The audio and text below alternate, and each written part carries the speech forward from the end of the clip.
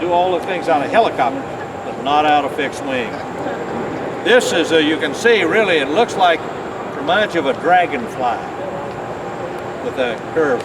And boy, what tremendous visibility out of this. But we just got it.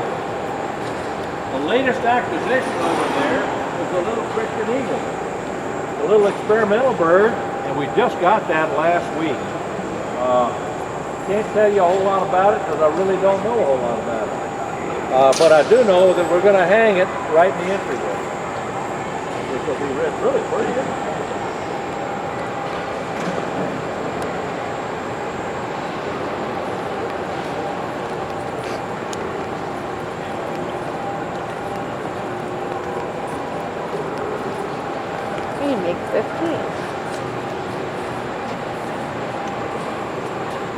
This aircraft right here looks like a MiG-15. It's really called a UTI, and all that means is it is a twin-seater or trainer version of the MiG-15.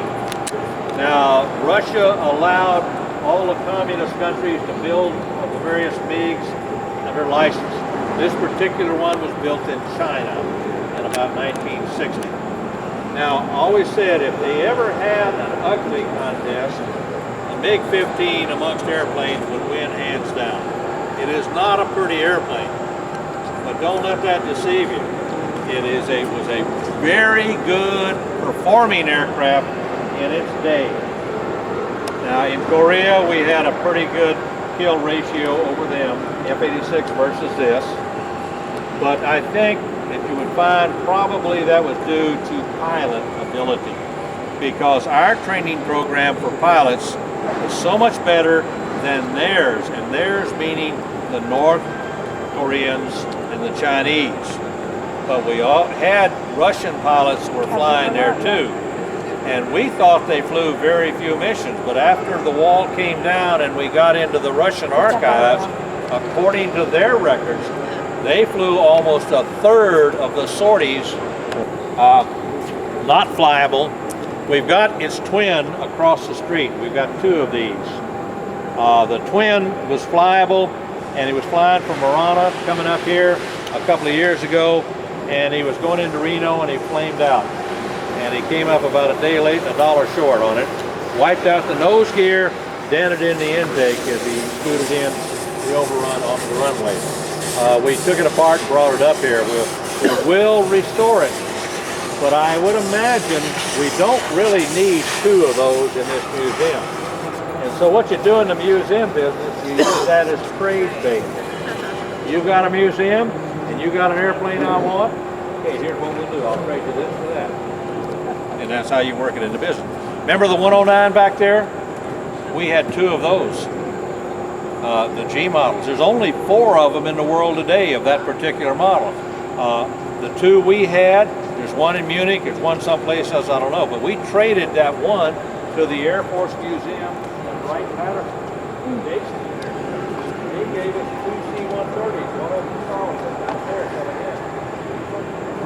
We didn't necessarily want that C-130, but we had a deal worked out where we were going to sell the 2 C-130s to a Canadian smoke company out there for $4.5 million. So what is a Messerschmitt worth? $1 million, I guess. Unfortunately, the deal fell through. So I will point out that that is for sale if any of you are interested. There is, and I don't know, you saw the bad publicity they got with the wings coming off. I don't know why. This one, we will not sign a waiver if you buy it. Was you in combat against the MiGs? No, I wasn't. I was in pilot training. We had our orders to go to Korea in July of 1953 when I was in gunnery out at Luke, and they signed the armistice, and they said, we don't need all you guys over there now. So I didn't make it. I made this one. Yeah, that was fun. Okay, right here we've got ejection seats. This is the way you get out of the baby when it's not functioning. Didn't have them in World War II. These are the jet jobs. That's an early version right here. This is really my era. This is the kind I had. And when you get into it, actually the armrests are in a down position. And so it comes time, you're sitting in the seat, you got the harness on, the belt on, and you got your parachute on your back. And so it comes time to get out for one reason or another. So what you did, you pulled up by these, and when you pulled the armrest, they both came up. That ejected the canopy, came rolling off there. Then you'll notice this one has a trigger in it right here. So you would kind of scrunch down real hard, like that, squeeze the trigger, the rails would fire, the rocket rails would fire, out would go the seat tumbling. Then you had to undo the harness and kick away from the seat and then pull your ripcord. Definitely not a low altitude ejection system.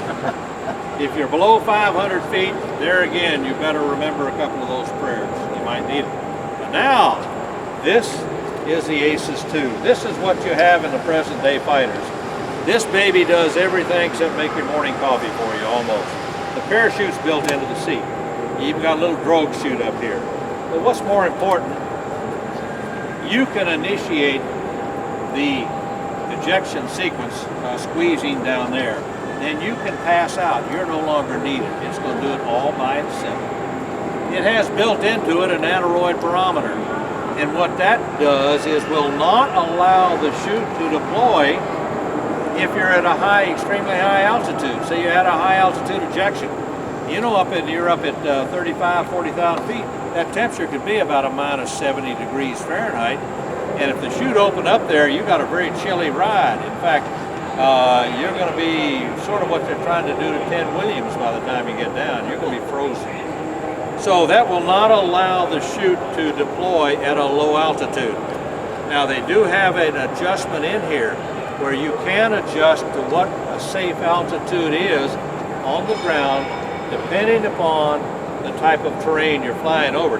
Obviously, if you're flying across the Himalayas, you don't want it to be set at 10,000 feet. You know, because then you got about 19,000 feet of dirt to plow through before you get to the 10,000 foot level. So it's also got a little oxygen bottle here, which will give you about 10 minutes roughly of 100% oxygen. But it also has built into it sensors, which will actually release the belt, and you can pass out and you can float on out of the thing if you land it in the water. Maybe the newer versions they come out with will make your morning coffee. I don't know. Could very well. Over here, wait a minute, excuse me, right here. This is a T-38 Talon. This is the trainer that took the place of the T-33. This was built by Northrop. It's an offshoot, really, of the F-5 Freedom Fighter, which is the same deal like they did with the T-33. They merely lengthened the cockpit or the fuselage 3 feet and put another seat in. And the F-5 Freedom Fighter was sold to a lot of the NATO countries. They have a bunch of people had them. South Vietnamese, a whole bunch of people. Built by Northrop, it is a twin engine with afterburner, J85 engines. It is supersonic, about 1.2 times the speed of sound.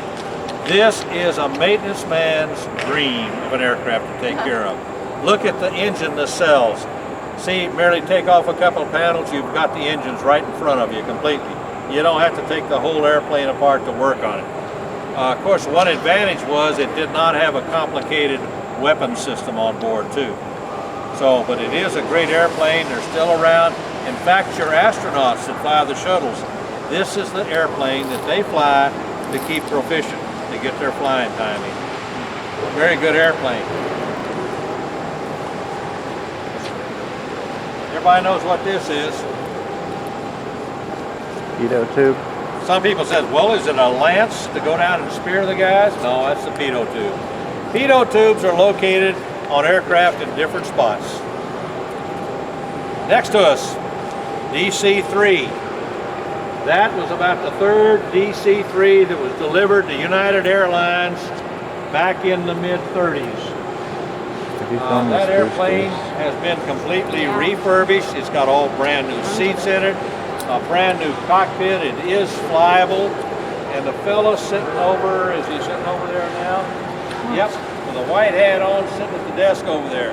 Jack Schlimmer. Jack's a retired United captain. Jack's in his 80s. He flew this very machine for United Airlines in 1939. Got this number right in his logbook. That is flyable, and we will probably take it out and fly it sometime this summer. Okay, right behind you, I've been married, I want to say, I've been married for 47 years. And right behind you is probably the only reason I would leave my wife. If somebody would give me a P-38. I'm not telling you I'd swap my wife for a P-38. I didn't think about that a lot. But anyway, that is an airplane I have been in love with. I never flew one, but I've been in love with that airplane ever since. It's got engine reliability, the same Allison engine you had in the P-40. You obviously don't like the P-38. Yep. It did for another reason too. But it did have a supercharger, so it could find an altitude. It had great armament on the nose, you'll notice, 450 cals and a 20 millimeter. One of the problems they had with this airplane was when you had to bail out, because you couldn't get rid of the canopy and walk out to the wingtip and jump off. It didn't work that way. And so guys trying to get out, you've got a big horizontal stabilizer in the back end, and the guy trying to get out, boom. Half goes that way and half goes that way almost. So they had to devise a method to do that. So they came up with this idea. If you got to get out of it, you get rid of the canopy, you get the airplane upside down. And you've got your your seat belt and the harness all like it. You kind of stand up in it, and with your foot, you kick the yoke of the aircraft forward. When you do that, that actually pushes that nose this way, creates a negative G, and it will suck you out of the airplane, and theoretically, you'll miss the tail. Some did, but that was, they designed that, and anytime you've got a situation like that, that's really probably without an ejection seat, that's the only way you're going to get out. But they lost a bunch of guys originally with that. I want to point out two more things. A Blood helicopter set up.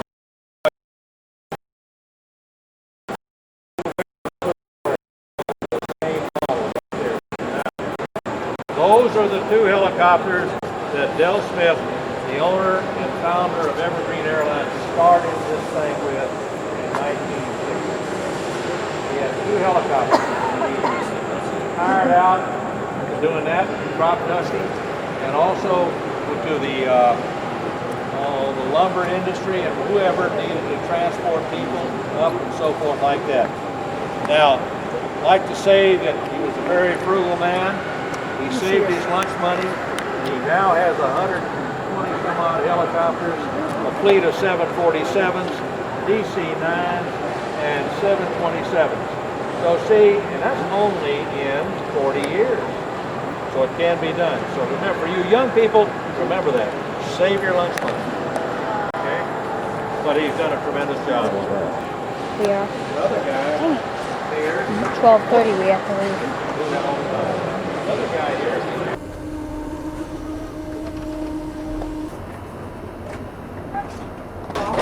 I just put this house down.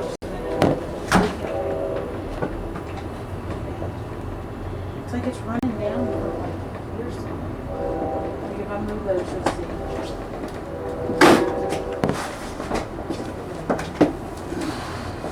It's like it's starting to I move right this area. It's been like that for, and it's leaking pretty quick because I've already like wiped it up like 3 times already. Like within the last. That's really bizarre because Yeah, I know. I opened that up to see if I could find out where it was coming from, and I don't. Like over here. It starts to there isn't any water coming where water's at. I don't have really any ice in there. Wouldn't be that, right? You got noise. Yeah, I know. Been meaning to get some, but I've been too busy. No, I know. I'm just saying Oh, you have yeah. no ice, so Yeah, so I don't know what's leaking. That wouldn't be it. Did you get it hey, it's a dry? smoking stop. Yeah, we know.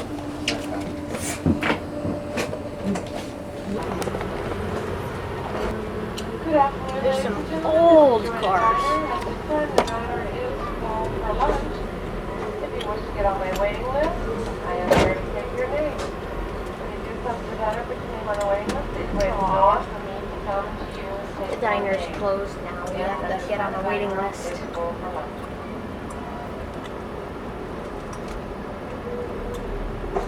Do you know about the